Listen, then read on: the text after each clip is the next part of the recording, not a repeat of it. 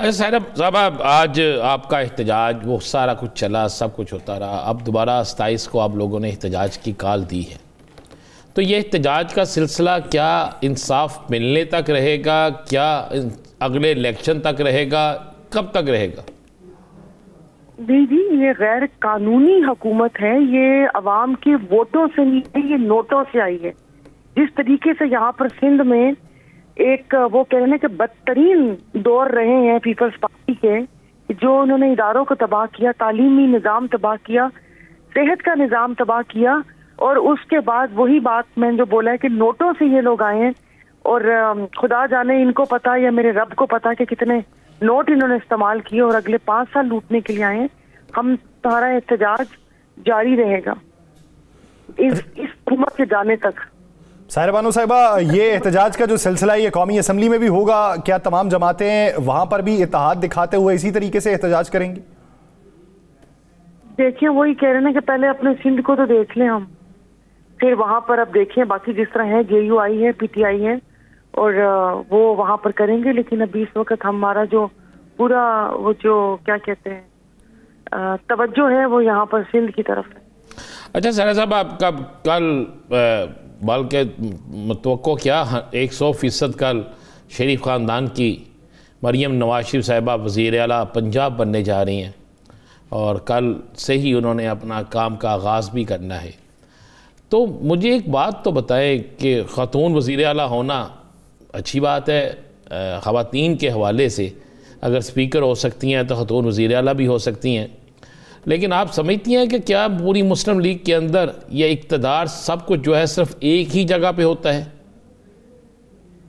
دیکھیے جی، یہ تو لگتا ہے کہ جیسے وہ خاندان کے لوگ ہی آپس میں کھیلتے کودتے ہیں کہ وزیر اعلیٰ اپنی ہو گئی، چچا وزیر اعظم ہو گئے، دوسری پارٹی میں دیکھیں تو ابو یہ ہو گئے، بیٹا وہ ہو گیا، بہن وہ ہو گئی، سارا کچھ ہو گیا۔ ساحرہ بانو صاحبہ، آپ کیا سمجھتی ہیں شہباز شریف صاحب حمزہ شہباز صاحب سے کس حد تک مختلف وزیر اعلیٰ ہوں گی مریم نواز؟ اس حد تک دیکھیں، ہم لوگ آپس میں جب بات کرتے ہیں تو وہ کبھی کہتے ہیں نا کہ وہ فلاں اچھا ہوگا، تو اکثر گھر میں بولتے ہیں کہ چھوڑو چھوڑو خاندان تو ایک ہی ہے نا۔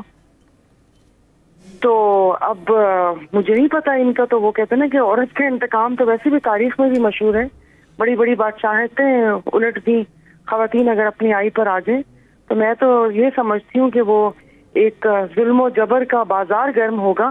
ہاں وہ اس چیز کو ختم کر سکتی ہیں، خاتون اگر وہاں پر وزیر اعلیٰ بنی ہے تو سب سے پہلے کہ میں خواتین قید ہیں ان کے لیے وہ کچھ کریں کہ وہ جو 9 ماہ ہو گئے اور ان کے چالان بھی جمع نہیں ہوئے اور کسی عدالت میں بھی پیش نہیں ہوئی، یہ قدم کر سکتی ہیں۔ لیکن میرا نہیں خیال کہ جس طریقے سے جو اب اس ملک میں ایک انتقام کی سیاست اور وہ سارا کچھ چل پڑا ہے، میں نہیں سمجھتی کہ یہ باقی لوگوں سے مختلف ہوں گی۔ ہاں بس کیا کہہ سکتے ہیں۔ اچھا ساحرہ صاحب، میاں اسلم اقبال صاحب جو ہیں وہ امیدوار تھے وزیر اعلیٰ کے پنجاب کے سنی اتحاد کونسل کی طرف سے، تحریک انصاف کی طرف سے، ابھی چینج کر لیا گیا، رانا آفتاب صاحب کو وزیر اعلیٰ کا امیدوار بنا دیا گیا ہے، اور آف دی ریکارڈ میری بات ہوتی ہے کسی مسلم لیگ نون کے ذمہ دار سے، تو وہ کہتے ہیں ہم پہلے ہی فیصلہ کر چکے تھے کہ میاں اسلم اقبال کو کسی صورت بھی ہم نے یہاں تک نہیں آنے دینا۔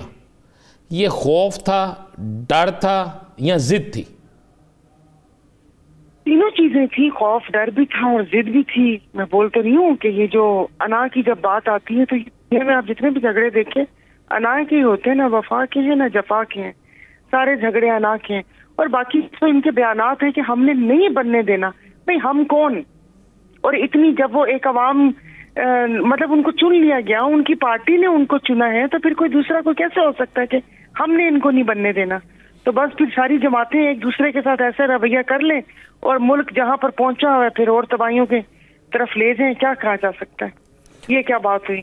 تو اگر جیسے اب ان کے بھی نمبرز پورے ہوتے تو اگر یہ بھی ٹھان لیتے کہ نہیں بننے دینا تو نہیں بننے دینا، ایسے کیسے ہو سکتا ہے رانا صاحب؟ ساحرہ بانو صاحبہ، یہ بتائیے کہ کیا وجہ بنی آپ کو لگتا ہے کہ مولانا فضل الرحمان اس نہج تک پہنچ گئے کہ وہ اب یہ کہتے ہیں کہ میرے گھر بھی صدارت دینے آئیں تو میں نہیں لوں گا؟ پتہ نہیں، دیکھیں جس وقت پی ڈی ایم کی گورنمنٹ بنتے وقت مولانا صاحب کی مدد لی تھی، اور وہ مطلب وہ جس طرح کہتے ہیں نا کہ ایک सेंटर ऑफ ग्रेविटी बने हुए थे उस PDM के, तो कुछ वादे या कुछ बातें हुई होंगी जो नहीं पूरी हुई होंगी, तो फिर मे भी वो गुस्से और इन सब चीजों में बात कर रहे होंगे, और उन्होंने पहले भी बोला कि उनको इस्तेमाल कर और फेंक दिया गया। एहतजाज में तो आजकल आपके इत्तेहादी है ना? हाँ जी जी, यहाँ पर तो राशिद सोमरो और जिस तरीके से यहाँ पर सिंध में हुआ है तो उसमें हुआ था, बाकी मुझे उनका नहीं कि बाकी और कहाँ तक उनके साथ मामला आते हैं। अच्छा सारा साहब, आप बड़े भाई को वजारत उस्मा तो नहीं, वज़ीर आज़म तो नहीं बने, बेटी वज़ीर आला बन गई। आप समझते हैं कि अब सारा गुस्सा, सारी नाराज़गी और सारा गम दूर हो जाएगा? नाराज़गी और गम दूर हो जाएगा? नहीं, कहाँ दूर होगा। बाकी ये तो होता रहता है, किताबें उठाकर देख लें, बादशाहत के लिए बाप बेटे को मरवा देते और बेटा बाप को मरवा देते हैं, भाइयों को जिंदानों में फेंक देते हैं। तो ये सारा कुछ तो था, ये तो तय था। वो तो वैसे भी अगर आए थे तो अपने ऊपर जो इल्जामात थे उनको क्लियर करवाने के आए थे। और बाकी अब देख लें ना, दूसरी तरफ वो बेटे को भी वजीर आजम बनाते बनाते अब्बा खुद उम्मीदवार हो गए। तो ये ऐसे ही चल रहा है। तो वो गमो गुस्सा क्या, मतलब क्या, वो जैसे बेनज़ीर साहिबा ने कहा था कि सौहार्दों वाली ताकत चाहिए, तो वो सौहार्दों वाली ताकत चाहिए। यानी कि आप और मैं यहाँ पर पाकिस्तान में इसलिए हैं कि इसी खानदान को बचपन से देखते हुए आके ये उम्र हो गई है, इन्हीं को देखते रहे कि इनकी बारियां लगती रहे, बाप वो चचा वो। वैसे भी काफ लीग, जिस काफ लीग से मुराद जिस तरह परवेज ज़राई साहब से जो लड़ाई झगड़े का सारा हुआ था, बात हुआ था, वो यही थी कि बड़े मियाँ साहब यानी कि शरीफ साहब, उनका ये ख्वाहिश थी कि मेरा छोटा भाई वजीर आला हो, तो उनकी लड़ाई की वजह भी यही है। तो भाई अपने खानदान का सारा बनाना, तो रायविन जैसी थोड़ी सी और जगह लेके अपनी रियासत कायम कर लेते और उसके ऊपर सारे आपस में खेलते, कौन बादशाह, कौन वजीर आजम, कौन वजीर आला, आपस में खेलते। मुल्क तो 25 करोड़ का इनके हवाले नहीं किया जा सकता कि खेलें। अफसोस यही है कि नहीं, अब तो हो गया ना हवाले, अब तो हो गया ना, किया कि नहीं, ये आपकी मेरी आपकी मेरी ख्वाहिश है ना कि नहीं हो सकता, या अब तो हो गया हवाले। वजीर आजम भी समझे वही हैं, वजीर आला भी वही। उतरना नहीं है कि नहीं उतरना, कुर्सियां तो लोगों की कुर्सियां जानियां भी नहीं जानियां, ओहदों पे क्या बैठे तो नहीं रहना सबने ना। ऐसे कैसे हो सकता है कि वो कहते ना कि कुफ्र का निजाम चल सकता है, जबर का नहीं चल सकता। जो इन लोगों ने डिलीवर ही नहीं किया अवाम को, और आगे जो महंगाई आएगी, अब आप बताइए कि देखिएगा कि कैसे चीखें निकलती हैं।